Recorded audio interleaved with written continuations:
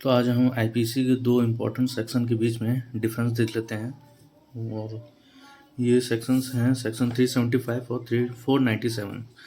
Section 375 rape को define करता है और 497 अडल्ट्री को डिफाइन करता है आईपीसी के अंडर में। तो इनमें अब डिफरेंस देख लेते हैं हम लोग। पहला डिफरेंस तो रेप का यही है, रेप और अडल्ट्री में, कि रेप जो होता है वो बॉडी के अगेंस्ट में है और जो अडल्ट्री है वो मैरिज के अगेंस्ट में है। और दूसरा डिफरेंस इसमें यह है कि this offence is committed without the consent of women. जाहिर सी बात है, रेप है तो वुमेन की कंसेंट नहीं होगी उसमें। और अडल्ट्री का दूसरा डिफरेंस ये है कि this offence is committed with the consent of women. इस चीज़ को बड़े ध्यान से देखिएगा। अडल्ट्री जो कमिट हो रही है वो कंसेंट के साथ हो रही है वुमेन की, यानी कि वुमेन की कंसेंट है उसमें। This offence lakhs the consent of her husband, यानी कि उसके हस्बैंड की कंसेंट नहीं है उसमें। अब इसको एक एग्जाम्पल से समझ लेते हैं। ए एंड बी, ये हस्बैंड वाइफ है, ये हस्बैंड है, ये वाइफ है, ये कपल है, ठीक। ये इसके साथ अडल्ट्री नहीं हो रही है, हस्बैंड इसके साथ अडल्ट्री नहीं कर रहा है। अब एक अनदर वुमेन है सी, मैरिड वुमेन है।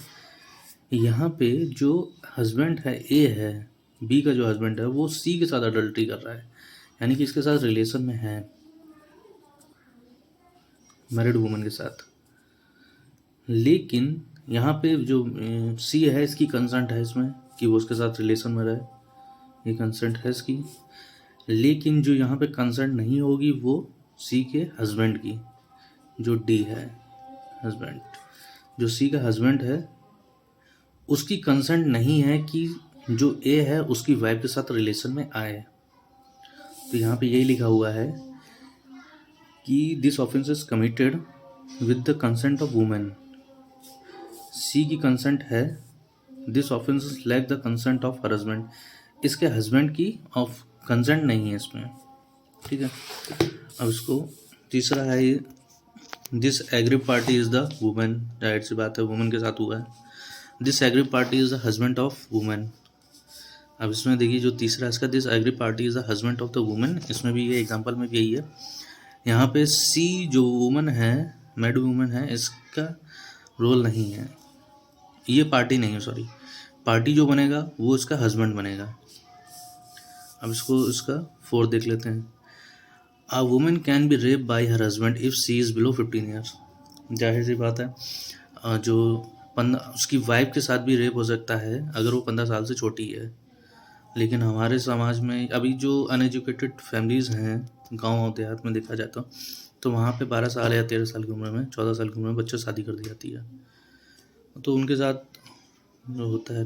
लेकिन जो एजुकेटेड फैमिली आ रही है, हम लोग एजुकेटेड हो रहे हैं धीरे धीरे, वो इस चीज़ को फॉलो करते हैं कि 15 साल कोई शादी की उम्र नहीं है, ठीक है। और जो इसमें जो अडल्ट्री है उसमें है husband can not be commit this offence against wife. इसमें ये इसकी जो हस्बैंड वाइफ थे, हस्बैंड अपनी वाइफ के अगेंस्ट में अडल्ट्री नहीं कर सकते कभी भी। अडल्ट्री का मतलब है कि किसी और की वाइफ के साथ अडल्ट्री करना, अपनी वाइफ के साथ नहीं करना। अब उसका 5वां है इसका, this offence can be committed against married और अनमैरिड वुमेन। जाहिर सी बात है, रेप है, मैरिड या अनमैरिड वुमेन से मतलब नहीं उसमें,